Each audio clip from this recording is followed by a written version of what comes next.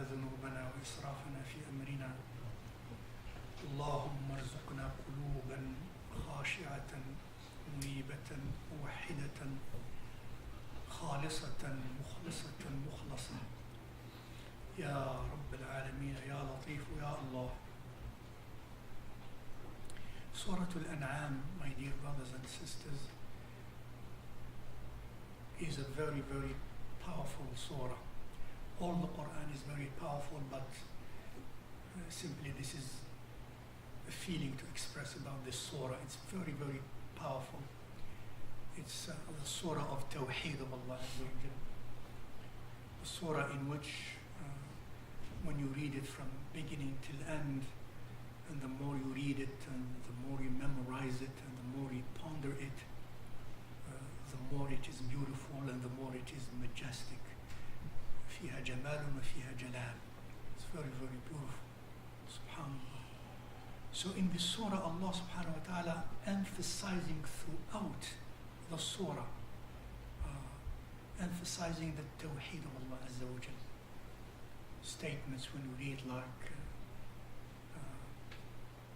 ذلكم الله ربكم لا إله إلا هو خالق كل شيء فاعبدوه خالق كل شيء فاعبدوه وهو على كل شيء وكيل لا تدركه الأبصار وهو يدرك الأبصار وهو اللطيف الخبير. أو كقوله عز وجل وعنده مفاتح الغيب لا يعلمها إلا هو ويعلم ما في البر والبحر وما تسقط من ورقة إلا يعلمها ولا حبة في ظلمات الأرض ولا رطب ولا يابس إلا في كتاب مبين. وهكذا so many of those things. وإن يمسسك الله بضر فلا كاشف له إلا هو وإن يمسسك بخير فهو على كل شيء قدير. وهكذا throughout الحمد لله الذي خلق السماوات والأرض وجعل الظلمات والنور. وهكذا throughout emphasizing the unicity, the oneness of Allah subhanahu wa ta'ala. The aqidah is so emphasized in this surah. That's why it is said that Rasulullah sallallahu alaihi wasallam said when this surah was revealed, that it was revealed all at once. 70,000 angels. 70,000 angels came with it, descended with it.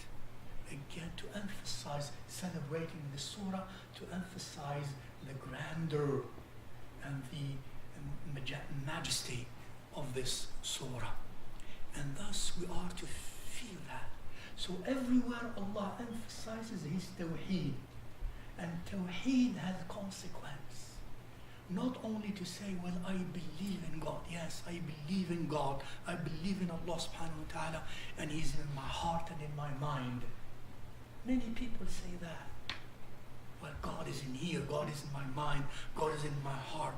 But then we do what we want to do. We say what we want to say. We eat what we want to eat. We drink what we want to drink. We behave in the ways we want to behave. So this surah, with the emphasis of Tawheed, is coupled throughout with commandments. With commandments. With commandments on dietary commandments, social commandments, personal commandments. This is halal, this is haram, this is halal, this is haram. And to emphasize the fact that no one has the right to forbid something that God did not forbid, or to make lawful something God did not make lawful, while emphasizing Tawheed of Allah Azza wa Jal. In other words, there is no such a thing as true faith in God, in the oneness of God, without a full commitment to obedience of the commandments of God, of Allah subhanahu wa ta'ala. And that's why Allah tells us within this surah that there are people whom Allah calls, they have hearts of devils. وَكَذَلِكَ جَعَلْنَا لِكُلِّ نَبِيٍّ عَدُوًّا شَيَاطِينَ الْإِنسِ وَالْجِنِّ يُوحِي بَعْضُهُمْ إِلَى بَعْضٍ زُخْرُفَ الْقَوْلِ غرورا. That's what Allah says.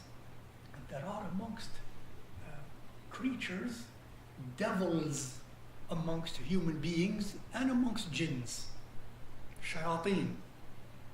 Now, usually the concept of shaitan is a jinn who is a shaitan, but Allah says there are human beings who are shayateen. What do?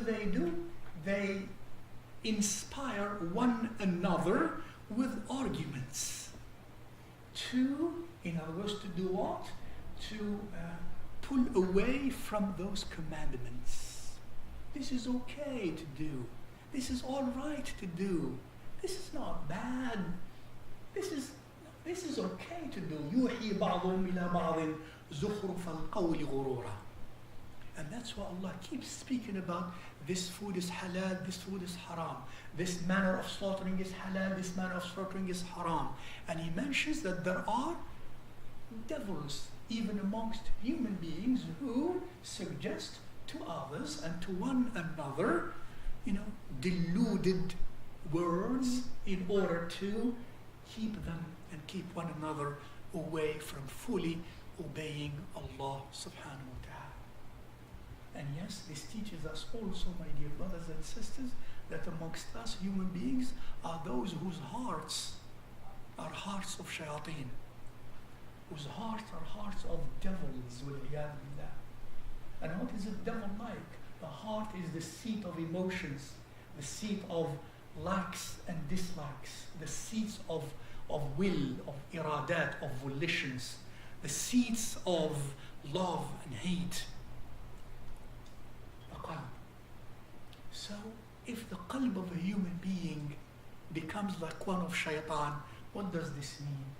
Well, for example, of what they do, because shaitan does that, shaitan deceives.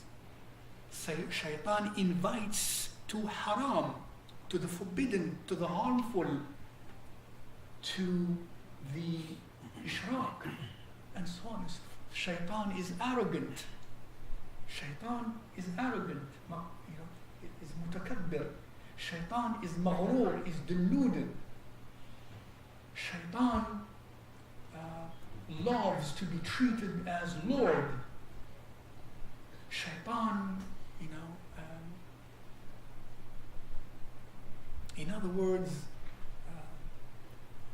does things and feels things inside that Allah does not love. So what is an insan, a human being who is a shaitan like? How do we know that? Well, if you or me, if in your heart or in mine, if inside of you, your feelings are such as you love to be arrogant and you are arrogant, you are deluded, or we are deluded, we are maghroor.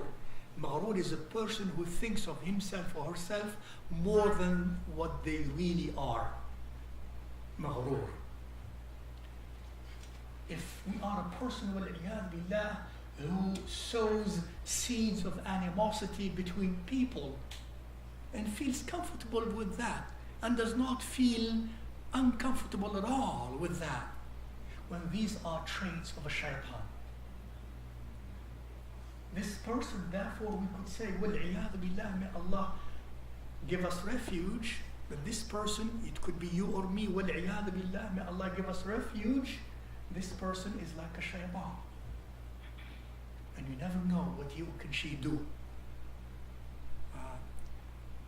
in line with arrogance and delusion and so on and so forth. So not only should we be mindful, my dear brothers and sisters, of what concerns us in Tawheed, but also the consequence of the Tawheed is the obedience of Allah Azza wa Jal, number one. Number two, we should watch our qulub, our hearts, lest we nurture traits and characteristics like those of shaitan, and we think we are fine.